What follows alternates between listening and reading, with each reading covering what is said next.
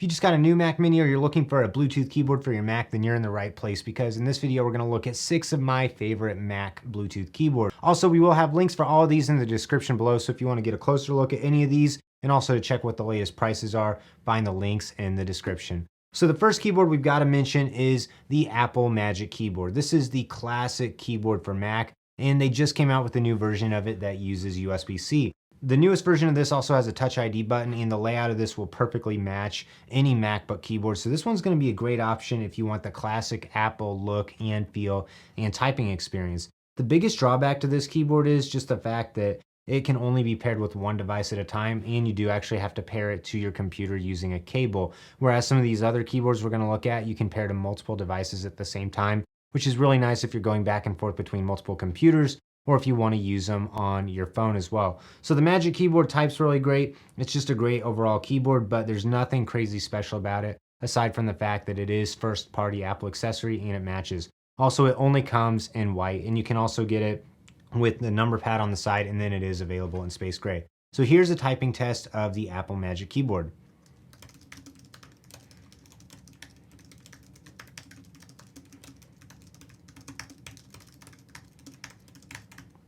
This is a great keyboard. It comes in at $100 for the standard version, $150 if you want the one with Touch ID. If you want to get a little more budget option that still looks like a Mac keyboard, check out the Satechi X1. This keyboard comes in either white, or it also has this space gray color, and it looks very similar to the Apple Magic Keyboard. Honestly, the font is just a little bit different, but this one has a couple extra features in it, like the fact that you can actually get it in space gray, and you can also pair it to up to 3 different devices at once with Bluetooth, and then you just change between them by holding function and pressing 1, 2, or 3, and that'll change what it's paired to. Also, it does have a USB mode too, so you can use this in hardwired mode with your computer if you don't want to use a Bluetooth connection. And it also has a backlight on it, so this keyboard looks really cool. Gives you the Apple-like look with a little bit of advanced functionality. So here's a typing test of the Satechi X1.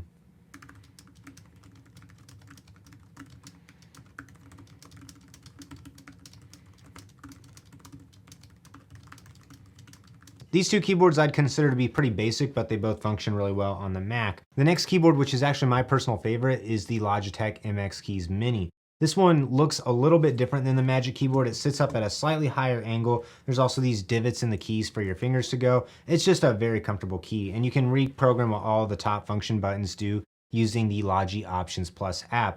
But it still works really well on Mac. I love the backlight that's built in. You can also get this one in a few different colors. The biggest con to me with this one is you don't have screen brightness buttons. You have to actually reprogram the other buttons on it, but it does have the easy switch button, so you can pair it with up to 3 devices at once, change back and forth between them, and it's also rechargeable using USB-C. I just find the typing angle on this one to be very comfortable.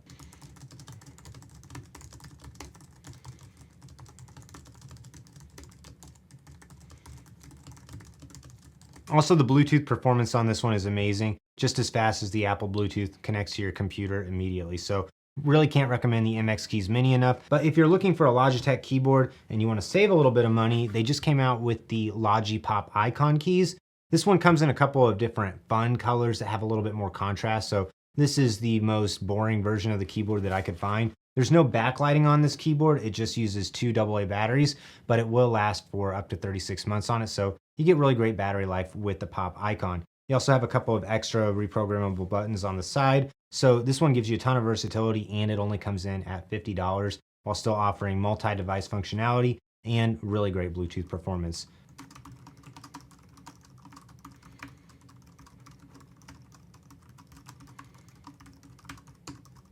I've been wanting a motorized standing desk for a long time, and FlexiSpot recently reached out to me and asked me if I would check out their E6 dual motor standing desk.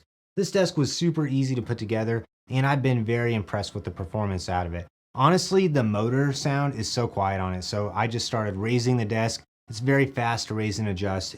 You also get 4 different presets that you can put on this, so you can choose your favorite 4 heights and save them to the desk, so all you have to do to adjust the height is press the button and it will quickly move for you. This desk was very easy to assemble. They have a couple different color combinations you can choose from. You can get the legs in black or white. There's a black top, a white top. You can also get a couple of different wood tones as well. So I just went for the classic black finish because I thought this would look really sleek. And there's even different sizes too, so you can get some that are a little bit wider or a little bit narrower. And I also really appreciate that the whole desktop is one solid surface, so there's no seam on the desktop, unlike some other desks that are out there. The metal frame is solid, there's no flex to it, and the design of this is very well thought through, so you can very easily assemble it and get it ready to go. I love that you can set 4 different preset heights on the desk, and you can also always just nudge it up or down a little bit with the arrow keys on the controller. So it's very quiet and fast to adjust this. Another thing I really appreciate about this desk is it feels super durable. The motors can handle up to 355 pounds,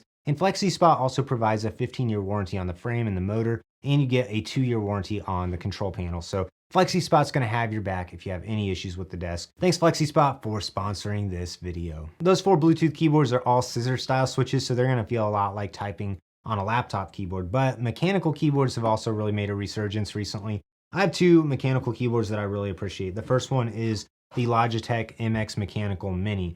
This one is very similar to the MX Keys Mini, except for you have a couple of extra buttons on the side like home, in, page up, and page down. There's a couple different switch options you can get as well. So this one's gonna have a more clickety-clackety typing sound to it, has backlighting on the keys, USB-C recharging, really great keyboard. Probably the biggest con of this one is there's not a ton of customization of the actual keycaps, and that's what people get into a lot with mechanical keyboards.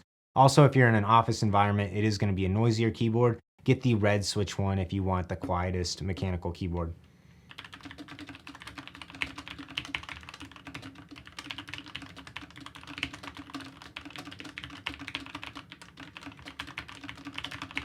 The last keyboard on the list is the Numberpad Air 75 V2. This is a really fun keyboard. It has some pops of color to it. You can go back and forth between wired and wireless mode, USB-C recharging. It also has RGB lighting on it. Just a really fun keyboard.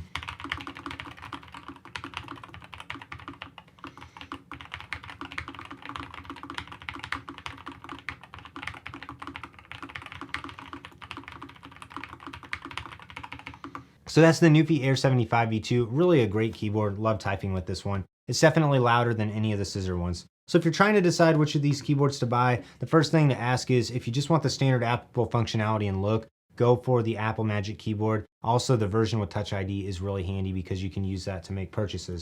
If you want the Apple look but you want to save a little bit of money, buy the Satechi X1 because this one works just as well and it's also available in space gray.